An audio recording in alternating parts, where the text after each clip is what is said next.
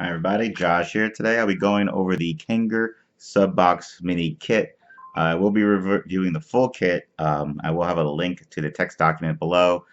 For the video itself, I will be focusing primarily on the mod. There was a few little issues that I can't quite explain in words, and I figured getting an idea for being able to see it might be a little helpful. First thing is the screen. The screen is laid out normally. You're not going to see the numbers very well here, but right there, the big number, that's your your wattage. You have your applied voltage, your resistance, and your battery indicator there. Now, yeah, I've tried. I'm not going to be able to get this to show up, but that's not the issue. It's not the screen layout.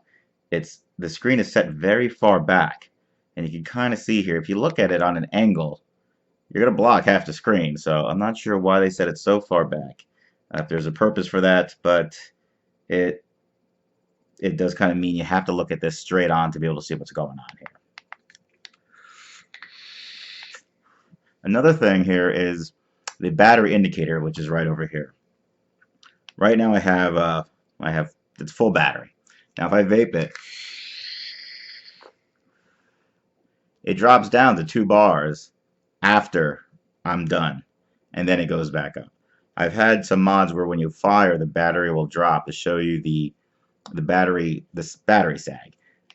This is like that, except for it's delayed, so it doesn't happen until after I let go of the button. So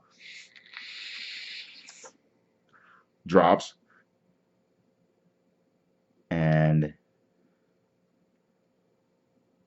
okay, that may not have been it. Drops, raises.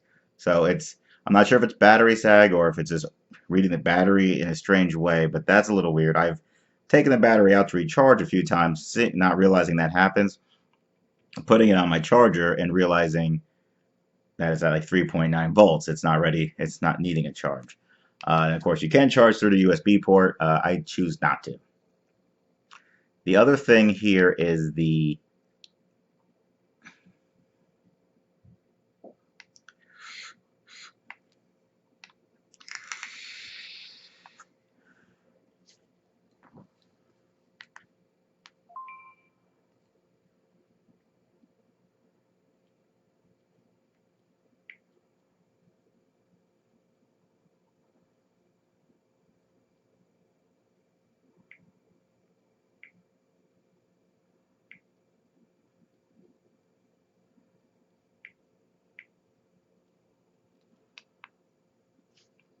other thing here is the on-off switch. So you can see the lights, and I said it won't be very clear, but it's supposed to be 5 clicks off. So 1, 2, 3, 4, 5 turns off. 1, 2, 3, 4, 5 turns on. That's Kanger Tech. 1, 2, 3, 4, 5 off. 1, 2, 3, 4, 5 on.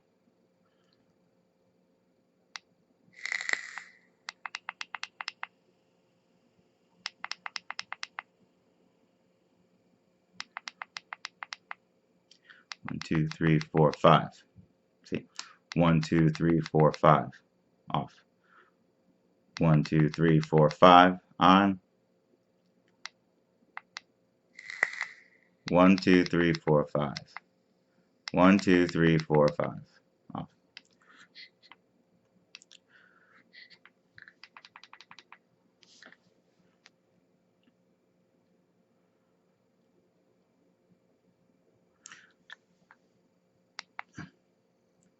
One, two, three, four, five.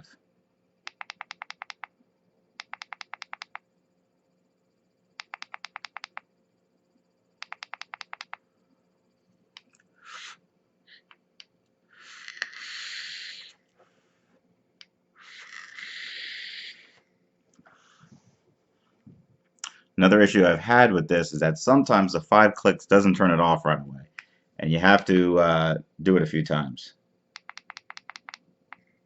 See? Nothing there. Nothing there. 1, 2, 3, 4, 5 off. Sometimes you have to go slow and steady. Sometimes it doesn't matter.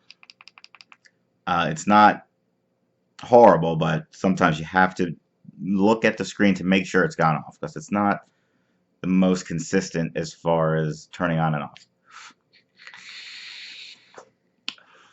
The last thing here is the ohm reader on the device. Currently it reads this at 0.5, so I just want to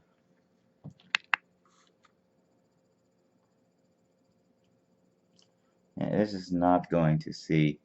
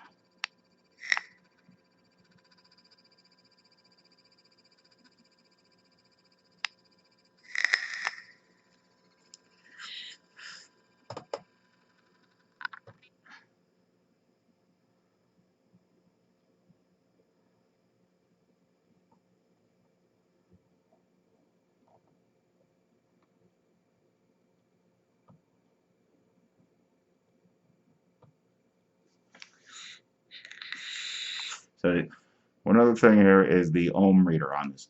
It reads the sub-tank. This is the RBA section I have in here. It reads it as 0.5. I have the device set up to 25 watts, which is an applied voltage of 3.5 volts. Now, if I put it on my Sigelli 100 watt plus,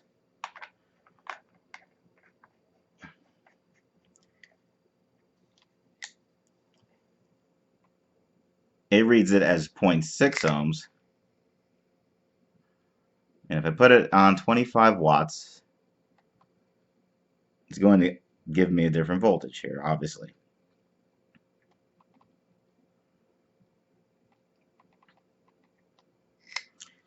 .9 volts. Now, if I put it on my ohm reader,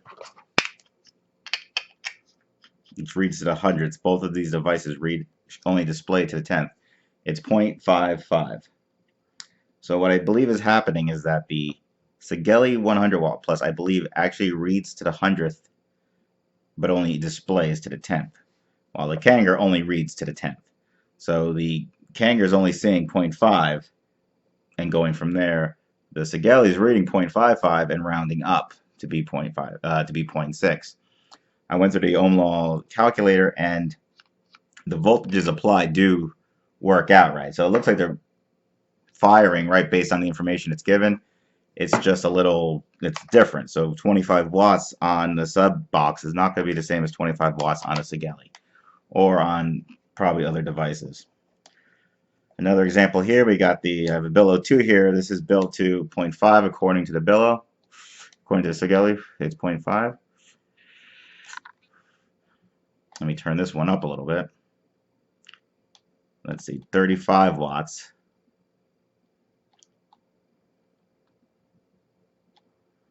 .35 watts is 0.44 volts.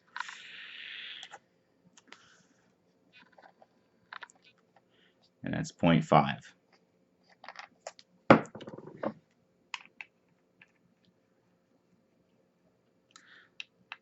0.5 on the Kanger as well, as far as how it reads.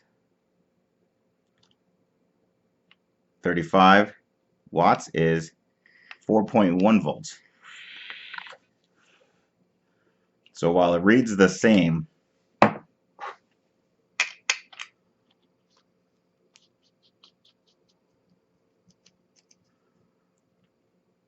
I'm getting different voltage. And according to the ohm reader here, this is actually 0.5 exact. So my theory about rounding up or rounding down doesn't even pan out for this. So take that for what it's worth. I don't have Phil Passardo's machinery to see how accurate these devices are. When I pulled out the Ohm's Law calculator, the applied voltage was correct for both boxes based on the 10th digit of the resistance. It does seem to be off for the billow.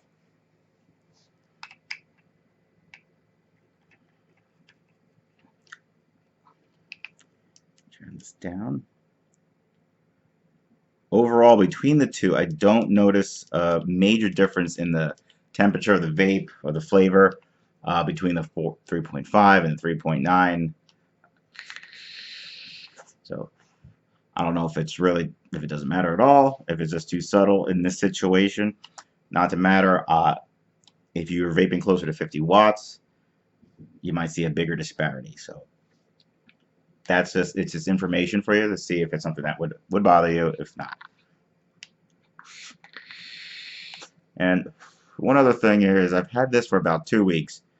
One of the issues that has popped up every so often is that the paint chips a little bit. So I'm not sure how well it's going to come out. But you get a little bit of a chip right there. And then at the bottom, you can kind of see where I would be putting it down. You get some chips. Nothing major, but it's there, and it's less than 2 weeks old. It's not. I'm not getting any chipping on the side of it, just on the bottom where it's being placed down. But it is something that happens. Now, overall, this device is, in this situation, from myvapedeals.com, it's less than $60. It includes the tank. It includes the RBA section. You get a 0.5 ohm coil and a 1.5 ohm coil. You get the device. You don't get the battery, though. You do get a charging cable. They throw in some coils and some cotton. Is it worth it? Now, I would say this is worth it for a couple people, but not everybody. If you are currently looking to start, or you're still on ego batteries, maybe you have an iStick you want to get rid of, fine. If this is your first 50-watt device, it's not a bad device. If you don't know what you're missing, there's no the 510 is not adjustable. It's not spring loaded. I hear that they're coming out with a version. This isn't one of them. It's probably not the most accurate device. While it feels pretty solid, it is a tiny little device that I have no reason to believe it's going to conk out on me after a month. It doesn't give me the highest hopes that this is something that I could use as my daily device for over a year. But if you're new, or if you want a backup device, let's say you have a Sigelei, you don't go over 50 watts though, and you're paranoid that, what if something happens to it? I don't have a backup. It's not a bad backup if it's not going to be your daily device. It's not a bad first device, and it's not a bad holdover device. So maybe you're looking for a DNA 200 or something that's coming out soon, but you need something now.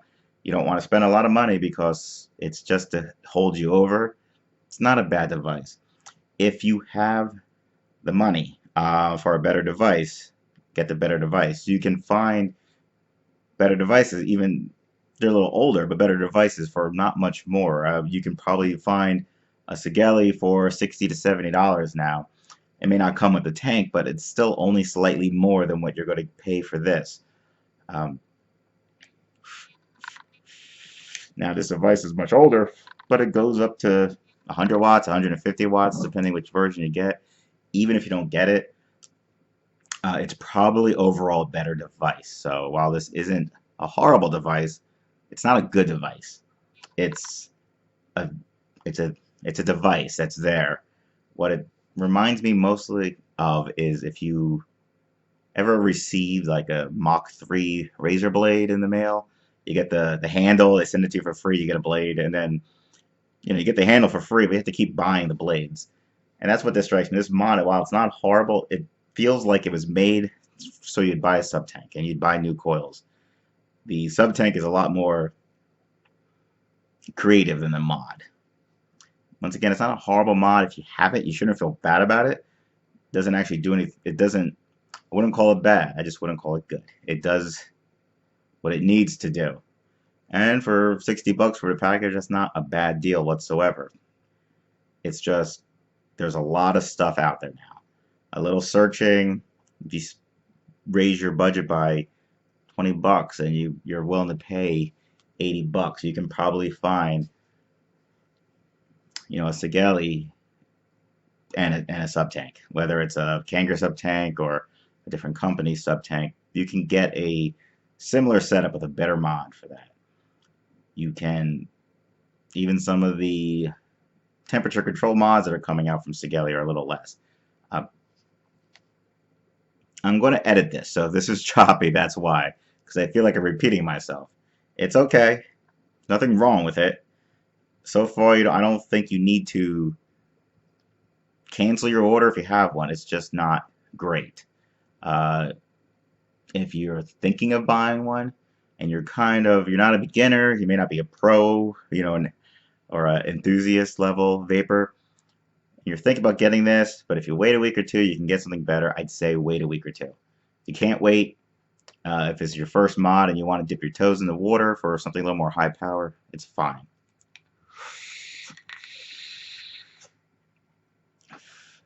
Overall, it's not a big mod. There will be pictures in the description to the review I give, but just to give you a quick size comparison,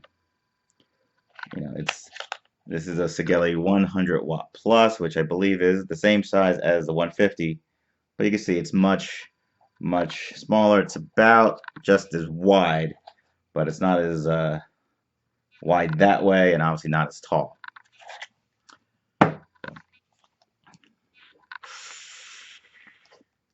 That's the wrong mod. So, once again, okay device. Nothing to write home about. If you have other options, go for it. If you don't have other options, or you made your decision on this anyway, you wanted a sub tank, not any other sub ohm tank, but the Kanger sub tank, and you're thinking about this, the package deal is really the star. The fact that you can get both of this for under 60 bucks, that's the main thing.